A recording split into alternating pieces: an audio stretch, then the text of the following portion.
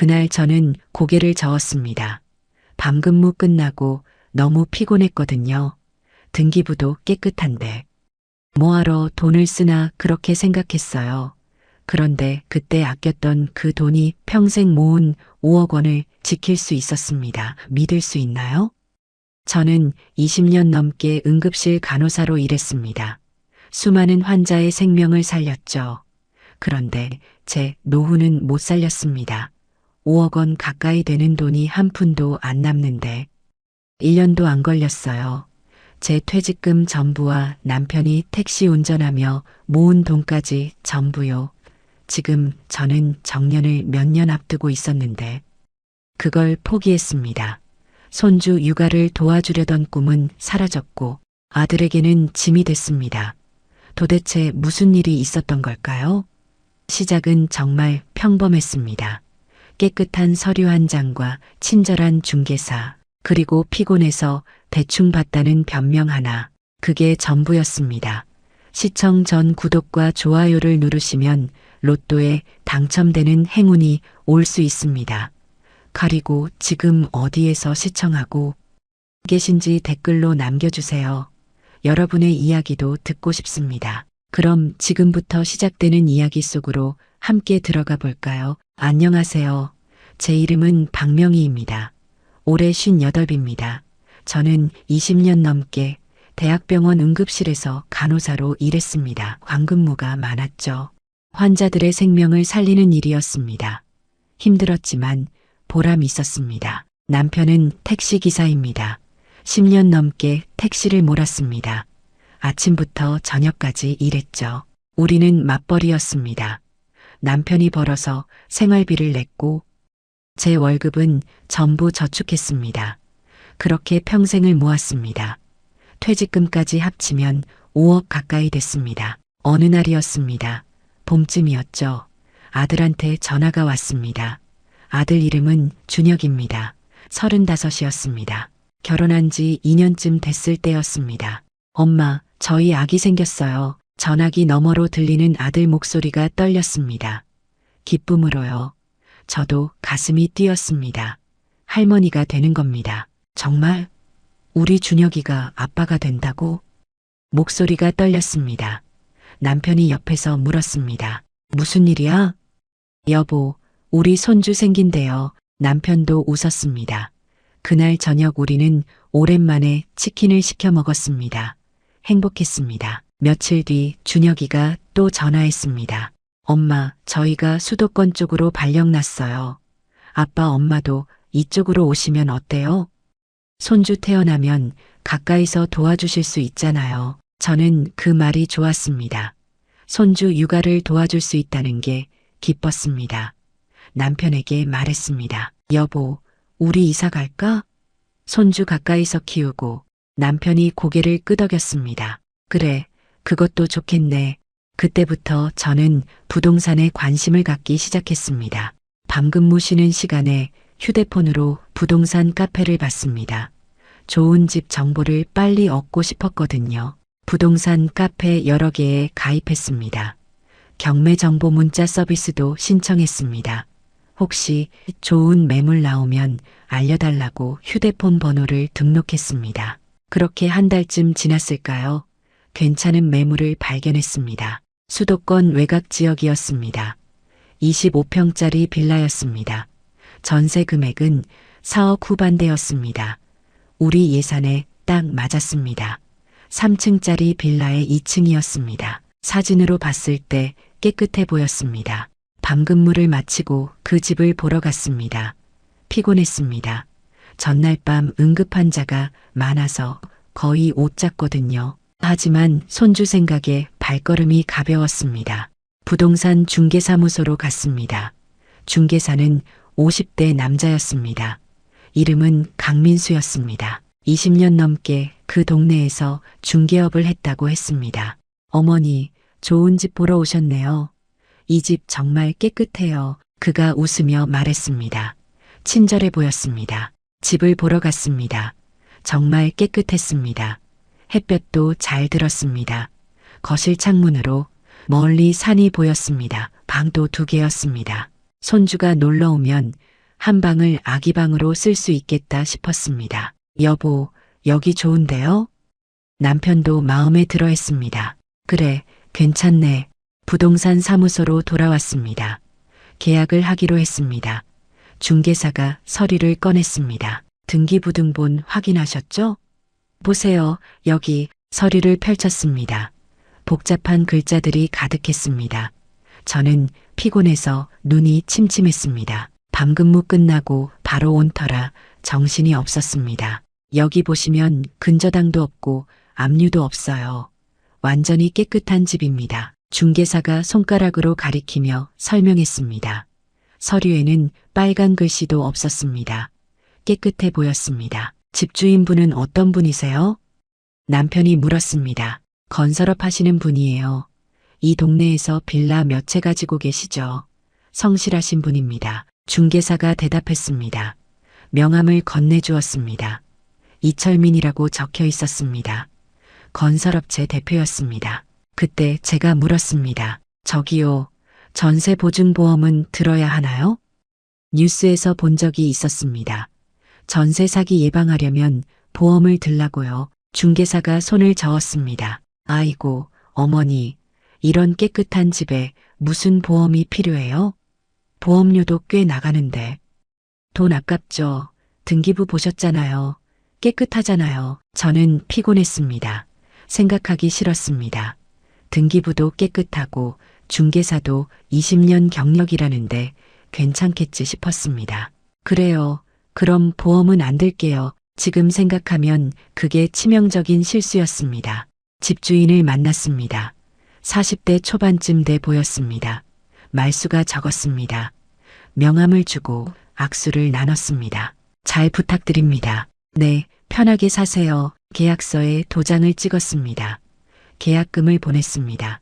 한 달 뒤 잔금을 치르기로 했습니다. 그날 밤 집에 돌아와 누웠습니다. 너무 피곤했습니다. 밤 근무하고 부동산 보러 다니느라 녹초가 됐습니다.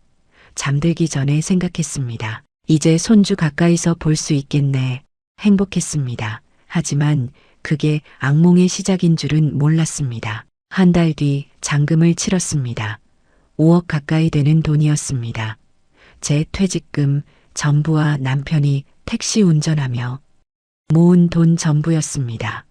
통장 잔고가 거의 비었습니다. 남은 돈은 몇 천만 원 정도였습니다. 손이 떨렸습니다. 평생 이렇게 큰 돈을 한 번에 보낸 적이 없었거든요. 하지만 괜찮다고 생각했습니다. 전세니까 2년 뒤면 돌려받잖아요. 이사를 했습니다. 봄이었습니다. 날씨가 좋았습니다. 짐이 많지 않아서 이사는 금방 끝났습니다. 새 집 문을 열었습니다. 햇볕이 쏟아졌습니다. 거실이 환했습니다. 여보, 우리 집이네요. 남편이 웃었습니다. 그러게, 이제 손주 보러 자주 올 수 있겠네. 저는 작은 방을 아기 방으로 꾸미기 시작했습니다. 아기 옷을 샀습니다. 장난감도 샀습니다. 손주가 태어나면 여기서 재울 거라고 생각하니 기뻤습니다. 준혁이가 자주 놀러 왔습니다. 안에 배가 불러 있었습니다. 7개월쯤 됐을 때였습니다. 엄마, 여기 좋네요. 가까워서 자주 올게요. 그래, 아기 태어나면 엄마가 도와줄게. 저는 그 말이 진심이었습니다. 여름이 됐습니다. 8월 초였습니다. 준혁이한테 전화가 왔습니다. 엄마, 아기 나왔어요. 병원으로 달려갔습니다. 손주를 처음 봤습니다. 작고 빨간 아기였습니다. 눈물이 났습니다. 우리 손주 예쁘다. 아기를 안았습니다. 가슴이 벅찼습니다. 할머니가 됐습니다. 그날부터 저는 일주일에 2~3번씩 준혁이 집에 갔습니다. 밤 근무 끝나고 피곤해도 갔습니다. 아기를 봐주고 집안일을 도왔습니다. 행복했습니다. 엄마, 정말 감사해요. 며느리가 고마워했습니다. 이게 뭐라고, 당연한 거지. 저는 진심으로 즐거웠습니다. 손주가 자라는 걸 보는 게 기뻤습니다. 이래서 손주 본다는 게 좋구나 싶었습니다. 집도 마음에 들었습니다.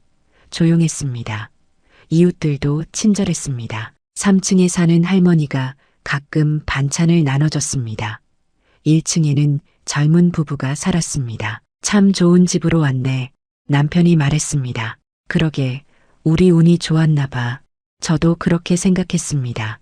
하지만 그게 얼마나 큰 착각이었는지 몰랐습니다. 가을이 됐습니다. 이사 온 지 6개월쯤 지났습니다. 어느 날 우편함을 확인했습니다. 편지가 한 통 꽂혀 있었습니다. 이상했습니다. 수신인 이름이 저희가 아니었습니다. 이철민이라고 적혀 있었습니다. 집주인 이름이었습니다. 세금 체납 고지서였습니다. 몇백만 원이라고 적혀 있었습니다. 왜 우리 집으로 왔지? 주소가 잘못된 건가 싶었습니다. 남편에게 보여줬습니다. 이거 뭐지? 집주인 앞으로 온 거네. 주소 잘못 쓴 거 아니야? 그런가 봐. 그냥 넘어갔습니다. 큰 문제라고 생각하지 않았습니다. 일주일 뒤 또 편지가 왔습니다. 이번에도 이철민 앞이었습니다. 압류 예고 통지서라고 적혀 있었습니다. 불안해지기 시작했습니다. 여보, 이거 좀 이상한데요? 그러게, 왜 자꾸 우리 집으로 오는 거지?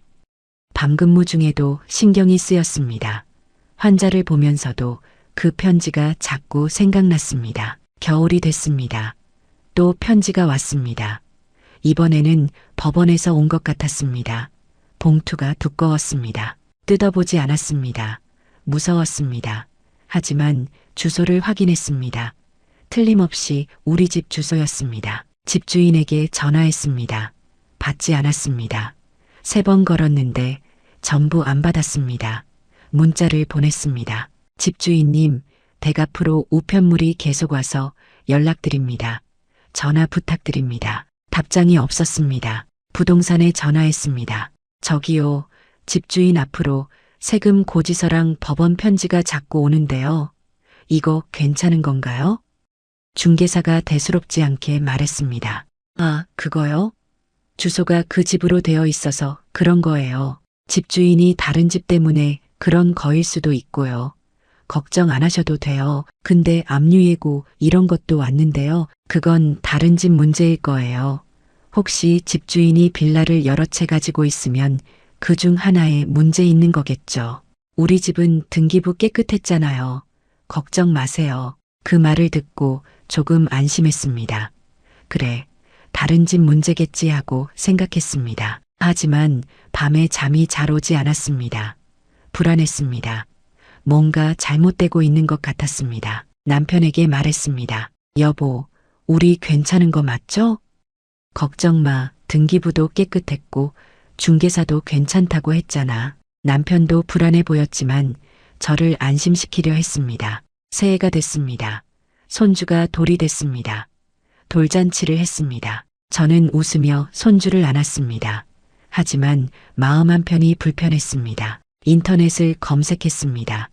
집주인 세금 체납, 전세 사기 이런 단어들을 쳤습니다. 무서운 기사들이 나왔습니다. 집주인 빚 때문에 전세금 못 받은 사람들 이야기였습니다. 집이 경매로 넘어간 사람들도 있었습니다. 가슴이 철렁했습니다. 설마 우리도? 아니라고 생각하고 싶었습니다. 하지만 불안은 커져만 갔습니다. 2월이었습니다. 어느 날 인터넷에서 기사를 봤습니다. 지역 신문이었습니다. 제목을 보는 순간 심장이 멎는 것 같았습니다. 지역 건설업체 대표 이철민 부도 여러 채 경매 진행. 손이 떨렸습니다. 기사를 클릭했습니다. 건설업을 하던 이철민 씨가 최근 부도 처리됐다. 보유하고 있던 빌라 여러 채에 대한 경매가 진행 중인 것으로 확인됐다. 세금 체납만 수억 원이 넘는 것으로 알려졌다. 숨이 막혔습니다. 우리 집주인 이름이었습니다. 틀림없었습니다. 남편을 불렀습니다. 여보, 이것 좀 봐요. 남편 얼굴이 창백해졌습니다. 이게 우리 집주인이야? 그런 것 같아요. 그럼 우리는 어떻게 되는 거야?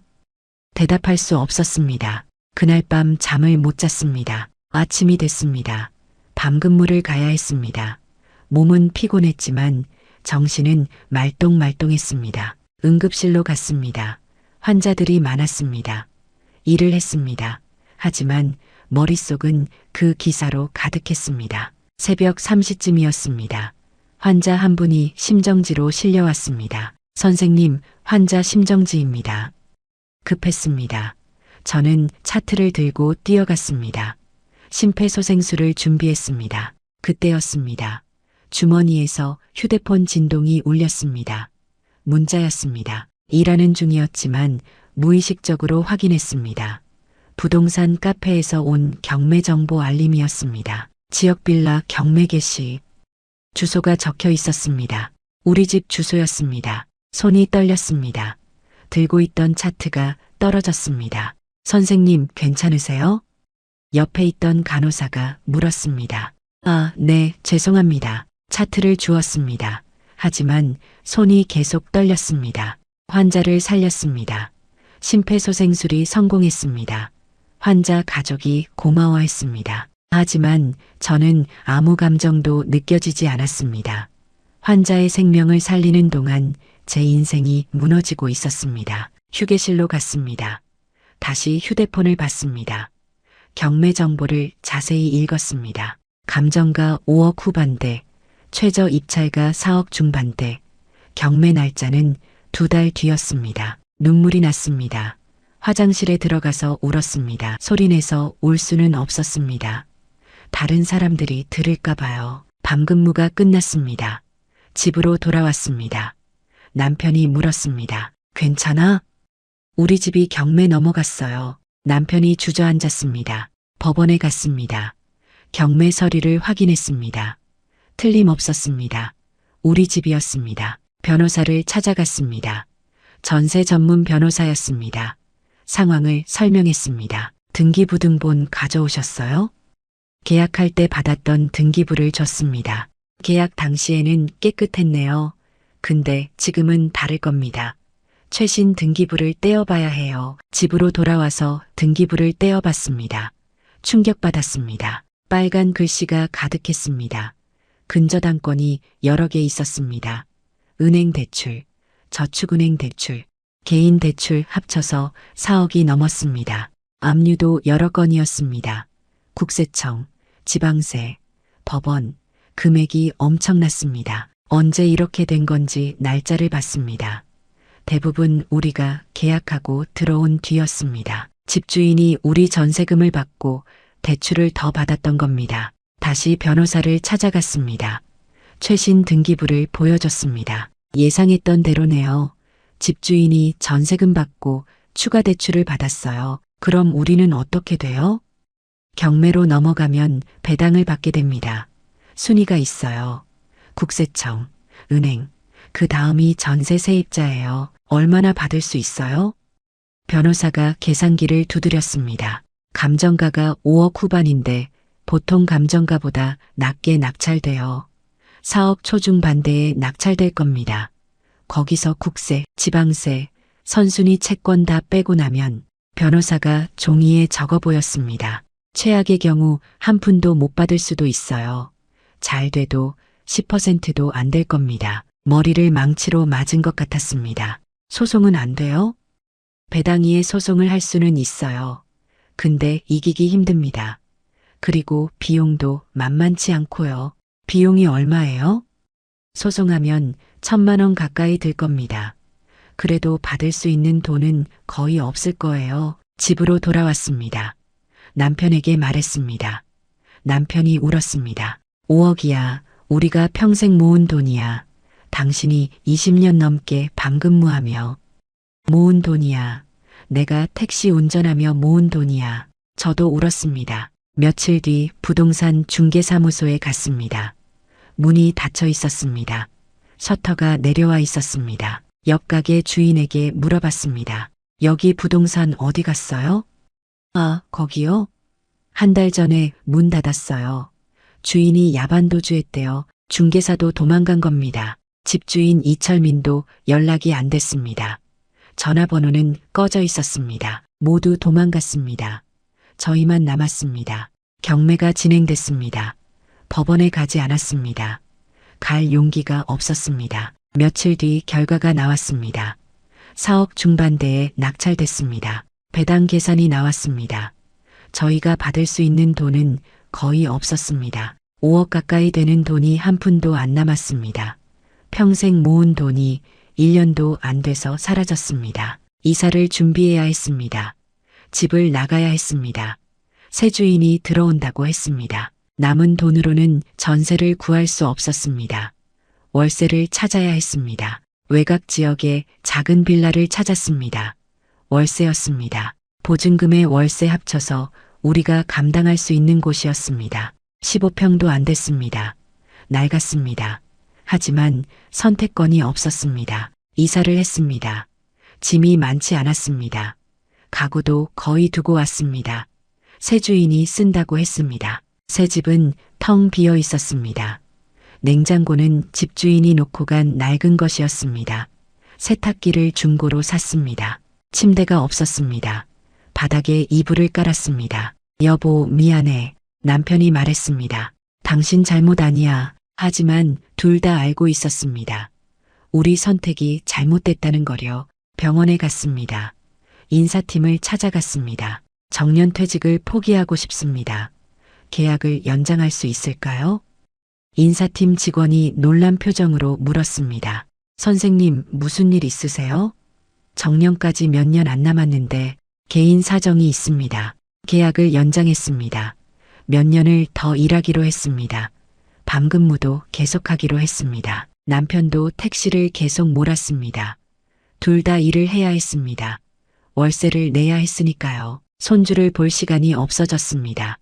준혁이가 전화했습니다. 엄마, 요즘 어떻게 지내세요? 응, 잘 지내지. 사실을 말할 수 없었습니다. 손주가 엄마 보고 싶대요. 놀러 가도 돼요?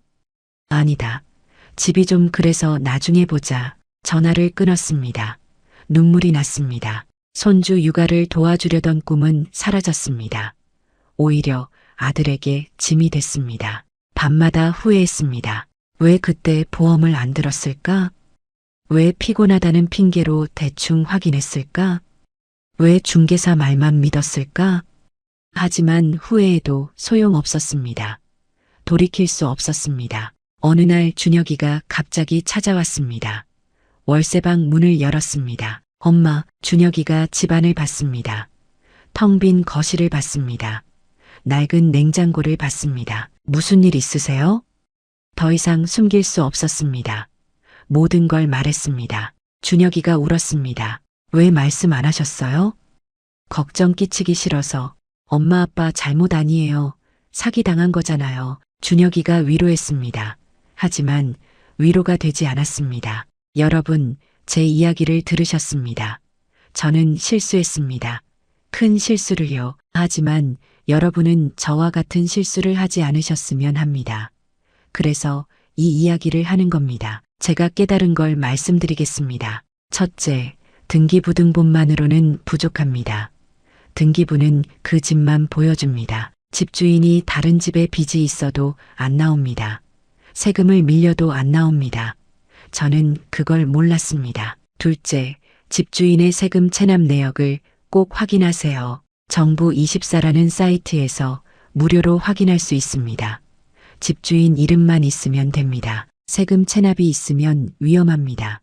국세청이 1순위로 배당받습니다. 세입자는 나중입니다. 셋째, 집주인 이름으로 다른 집 압류나 경매 내역을 확인하세요. 법원 경매 사이트에서 볼 수 있습니다. 집주인이 다른 집이 경매로 넘어갔다면 이 집도 위험합니다. 넷째, 전세보증보험을 꼭 드세요. 집주인이 싫어해도 드세요. 중개사가 필요 없다고 해도 드세요. 보험료가 아까워도 드세요. 그 돈으로 평생 모은 돈을 지킬 수 있습니다. 저는 보험료가 아까워서 5억을 잃었습니다. 다섯째, 중개사 말만 믿지 마세요. 중개사는 계약만 성사시키면 됩니다. 나중에 문제 생겨도 책임 안 집니다. 저희 중개사는 도망갔습니다. 스스로 확인하세요. 귀찮아도 확인하세요. 여섯째, 아무리 피곤해도 계약서는 꼼꼼히 보세요. 저는 밤 근무 끝나고 피곤했습니다. 그래서 대충 봤습니다. 그게 평생 후회가 됐습니다. 일곱째, 전세권 설정이나 확정일자를 받으세요. 당일에 받아야 합니다. 저는 받았지만 집주인이 나중에 대출을 더 받았습니다. 시스템의 허점이었습니다. 여덟째, 빌라 전세는 조심하세요. 댓글에서 많은 분들이 말씀하셨습니다. 빌라는 위험하다고요. 아파트가 더 안전합니다. 저는 20년 넘게 응급실에서 일했습니다. 수많은 환자의 생명을 살렸습니다. 하지만 제 노후는 못 살렸. 지금 저는 정년을 포기했습니다. 몇 년을 더 일해야 합니다. 밤근무도 계속해야 합니다. 손주 육아를 도와주려던 꿈은 사라졌습니다. 오히려 아들에게 짐이 됐습니다. 평생 모은 5억이 1년도 안 돼서 사라졌습니다. 여러분, 부탁드립니다. 제 이야기를 기억해 주세요. 전세 계약하실 때 꼭 확인하세요. 등기부만 보지 마세요. 집주인 세금 체납 확인하세요. 다른 집 압류 내역 확인하세요. 전세 보증 보험 드세요. 귀찮아도 하세요. 피곤해도 하세요. 몇 시간이 아깝지 않습니다. 누군가 제 이야기를 듣고 한 번이라도 더 확인한다면, 그래서 저 같은 일을 겪지 않는다면 그게 제 마지막 바람입니다. 평생 모은 돈을 지키세요. 노후를 지키세요. 같은 실수를 반복하지 마세요. 시청 전 구독과 좋아요를 누르시면 로또에 당첨되는 행운이 올 수 있습니다. 그리고 지금 어디에서 시청하고 계신지 댓글로 남겨주세요. 여러분의 이야기도 듣고 싶습니다. 우리의 이 사연이 마음에 남았다면 좋아요를 눌러주세요. 그리고 소중한 사람들과 함께 이 이야기를 나눠주시길 바랍니다. 여러분의 한마디가 누군가에겐 큰 위로가 될 수 있습니다. 영상이 마음에 드셨다면 구독과 좋아요, 응원 부탁드립니다. 감사합니다.